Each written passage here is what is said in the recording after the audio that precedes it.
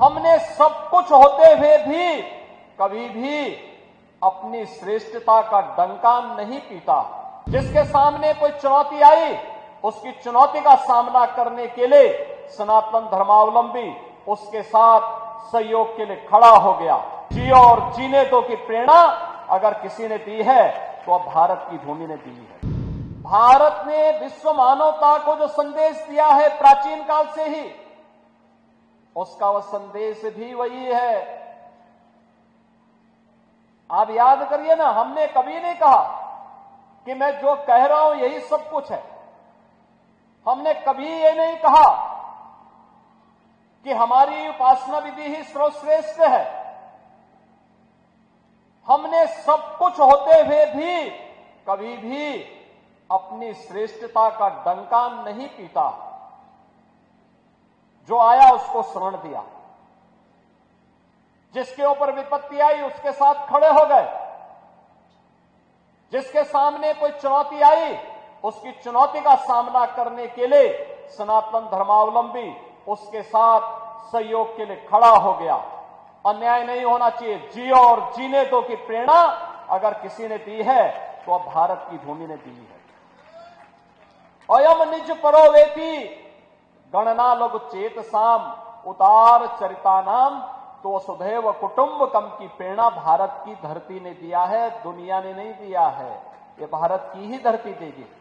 और इसलिए धर्म क्षेत्र को भी हमने, धर्म क्षेत्र अपनी पूरी भारत की धरती को हमने धर्म क्षेत्र माना, तो इसलिए युद्ध का मैदान भी हमारे लिए धर्म क्षेत्र है, कर्तव्यों से जुड़ा हुआ क्षेत्र है।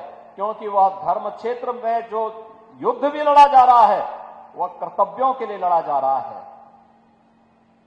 और वही भाव जब सामने आता है, अंत में आप देखते होंगे, अंतिम श्लोक जब आता है, अंत में धृतराष्ट्र पूछ ही पड़ते हैं कि भाई बताओ तो क्या होने जा रहा है इस युद्ध का परिणाम। उसने कहा युद्ध का परिणाम तो पहले से तय है। यत्र योगेश्वर कृष्ण यत्र पार्थो धनुर्धर तत्र श्री विजया भूतिर द्वार नीतिर मतिर मम। यानी परिणाम तय है और जो हम मानते रहे हैं, यतो धर्मस्ततो जया।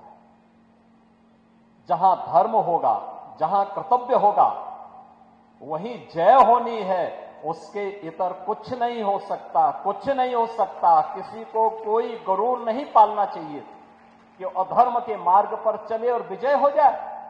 कभी नहीं, कभी नहीं हो सकता। और यह भारत की सनातन धर्म की परंपरा है। ये प्रकृति का अटूट नियम है। सदैव से यही हुआ है और यही होता आ रहा है। और इसीलिए हम सबको इस बारे में ध्यान रखना होगा।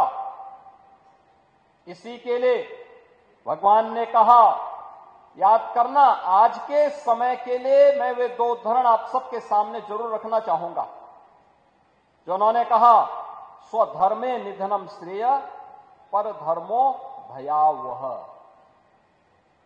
यानी अपने धर्म पर चल करके, अपने कर्तव्य पर चल करके मृत्यु को वर्ण करना यह श्रेयस्कर है।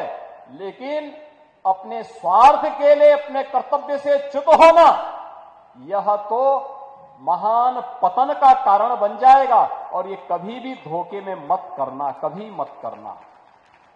और इसके लिए उन्होंने क्या कहा, इसके लिए कर्मण्ये वाधिकारस्ते मा फलेषु कदाचन।